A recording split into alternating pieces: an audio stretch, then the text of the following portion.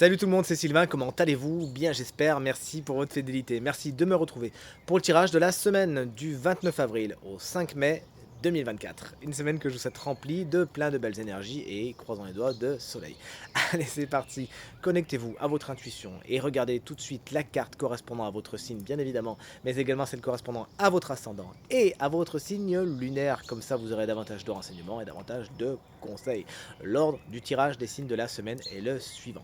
On commencera par vous, chers amis, signe d'air. On poursuivra avec vous, chers amis, signe d'eau. Ça sera votre tour, chers amis, signe de terre. Et enfin, on terminera avec vous, chers amis, signe de feu. Si vous désirez une consultation privée, vous trouverez toutes les informations pour me joindre.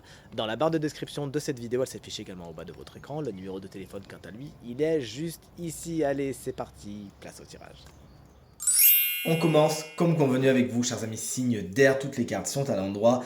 Chers amis Gémeaux, quelque chose se termine, c'est ce que semble nous dire le 10 d'épée. Vous le savez, ce n'est pas une carte très tendre, puisqu'effectivement les choses se terminent, mais sur une note douce, amère. Plus amère que douce, d'ailleurs, il faut bien le dire, hein, puisque le 10 d'épée, c'est vraiment là les fins qui font de la peine, qui font du chagrin, qui sont difficiles à accepter. Et pourtant, il s'agit vraiment un petit peu comme quand l'arcane de la mort est à l'envers, de ne pas faire de résistance, hein, ne donnez pas plus d'énergie et de temps à cette personne, à cette relation, à cette situation. C'est la fin, c'est la fin. Autant l'accepter et alors le processus de deuil et d'apprentissage, voire de résilience, se mettra en place et vous pourrez enfin passer à autre chose. Chers amis, Balance le chariot, c'est la carte générique du travail. Il y a donc des nouvelles à attendre à ce niveau-là.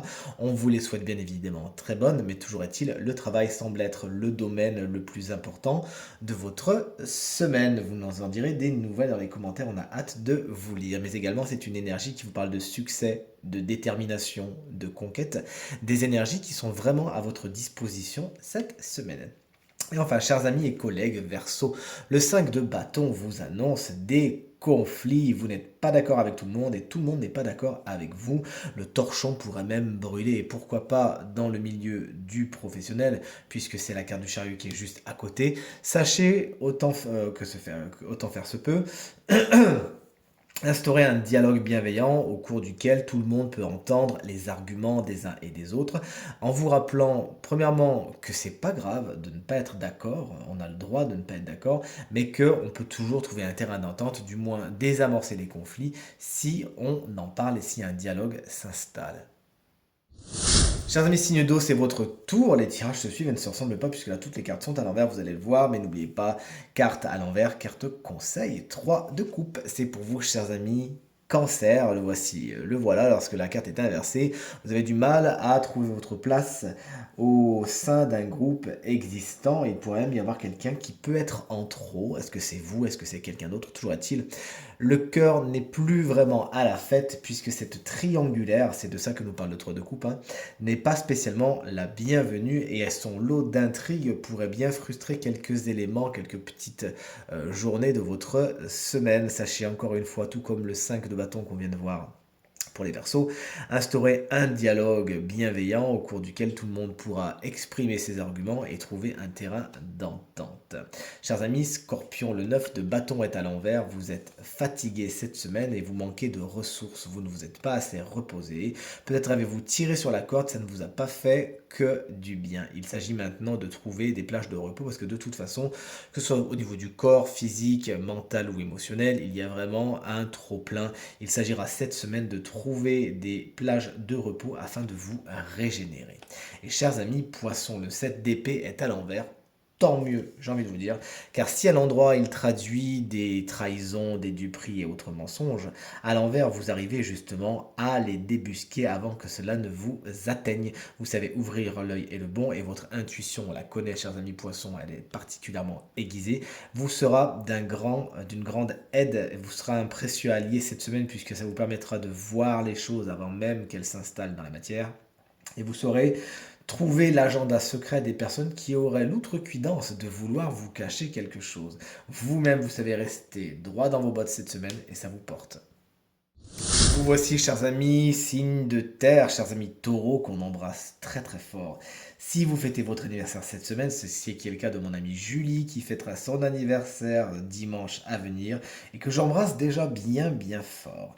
Chers amis taureaux, vous voici justement. Avec le roi d'épée à l'envers, vous avez du mal à imposer votre autorité. Cette semaine, si vous avez besoin de prendre des décisions, il faudra vraiment faire appel à votre intellect et à votre logique, puisque là, vous en êtes loin. Essayez de voir les choses telles qu'elles sont et de faire vraiment intervenir ce qui est le mieux pour vous. Peut-être que vous aurez des décisions cette semaine, c'est mon intuition qui me le dit, à prendre du type marteau enclume. Et il faudra pourtant choisir la situation qui vous coûte le moins ou met le plus de gens à l'abri. Ce roi d'épée, lorsque c'est un personnage, ça peut être un signe d'air, c'est-à-dire Gémeaux, Balance ou Verseau, qui se trouve sur votre chemin. C'est quelqu'un qui a une autorité mal utilisée, qui passe en force, qui peut avoir des mots particulièrement tranchants, blessants et vexants, et qui a du mal justement à s'imposer par autre chose que par une parole un petit peu blessante justement. Si vous pouvez changer de route, n'hésitez pas. Chers amis vierges, vous voici, vous voilà avec le soleil qui est à l'envers. Vous doutez de vos capacités cette semaine et ça vous met dans une espèce de morosité. Effectivement, l'optimisme, il est là, hein, mais vous avez quand même pas mal d'occasions de voir le verre à moitié plein. Vous savez ce qu'il vous reste à faire, chers amis vierges. Concentrez-vous sur ce qui est, sur ce qui existe, sur ce qui est positif, plutôt que le contraire. Facile à dire, mais je vous assure également facile à faire. Cette semaine, vous pourriez ne pas oser rayonner tel que vous le devriez, et pourtant vous avez votre place à prendre. Si vous ne le faites pas, on vous la prendra. Des petites batailles d'ego peuvent également faire leur apparition cette semaine. Sachez ne pas y prendre part et tout se passera pour le mieux.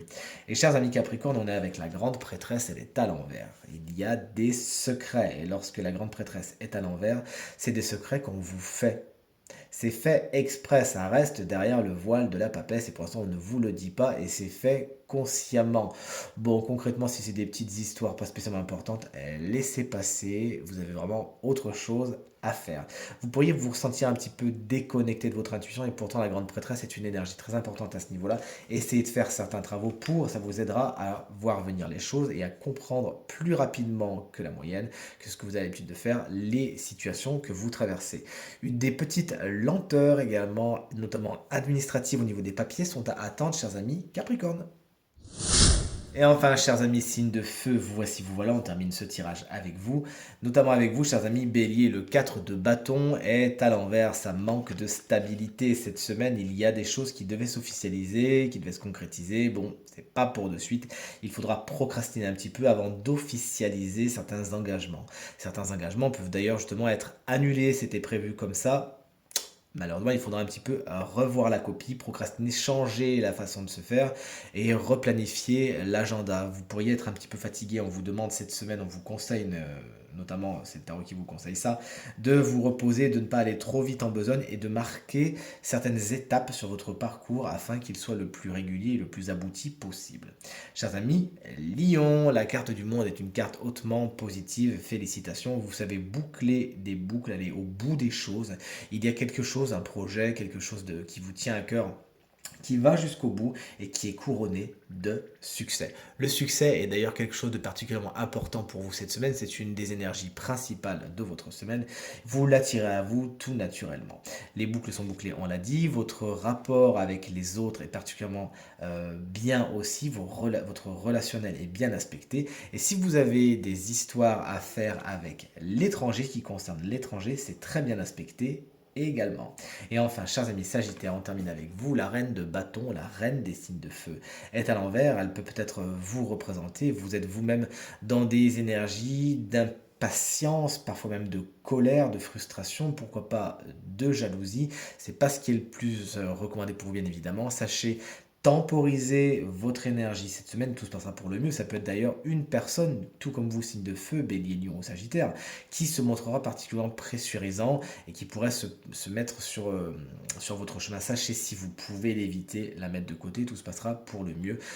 Cette énergie, lorsqu'elle est à l'envers, je vous l'ai dit, hein, c'est tout ce qui est impatience, jalousie. Sachez justement vous prendre des petites plages de temps dans votre semaine afin de respirer, de faire le point, de voir tout ce qui est bon pour vous, puisque ces traînes de bâton, lorsqu'elles est à l'envers, elles peuvent vous faire douter de certaines de votre compétences, notamment de votre charme, de votre capacité à séduire. Sachez justement ne pas mettre trop de pression sur ça, mettre vos œufs dans des paniers différents et tout se passera pour le mieux. Et voici venu le temps de découvrir le signe chance de la semaine qui bénéficie d'une petite guidance supplémentaire. Ce signe, c'est avec grand plaisir que je vous le propose, c'est vous, chers amis poissons. Mais si vous êtes également ascendant poisson ou si vous avez la lune en poisson, cette guidance vous concerne. J'ai utilisé l'oracle de Shakespeare qui m'a été offert par une bonne amie que j'embrasse très très fort, Meryl, gros bisous. Et on voit ici Vénus au miroir avec le petit message suivant, l'amour non par les yeux mais par l'esprit contemple. L'aveugle Cupidon des peintres en est l'exemple. Il me semble que c'est tiré de Songes d'une nuit d'été. J'adore Shakespeare, je sais pas vous. Et cette carte vous justement met le doigt sur votre rapport avec l'amour, avec votre vie sentimentale.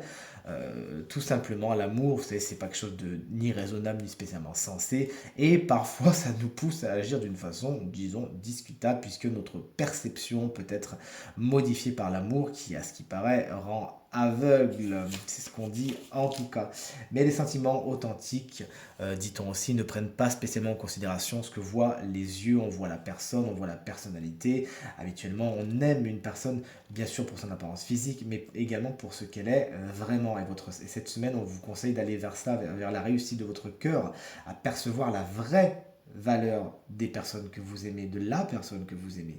L'amour que vous ressentez, c'est d'ailleurs le résultat souvent des idées que vous avez entretenues à l'égard de cette personne et des sentiments que vous avez développés pour cette personne. Mais attention, cette guidance est double.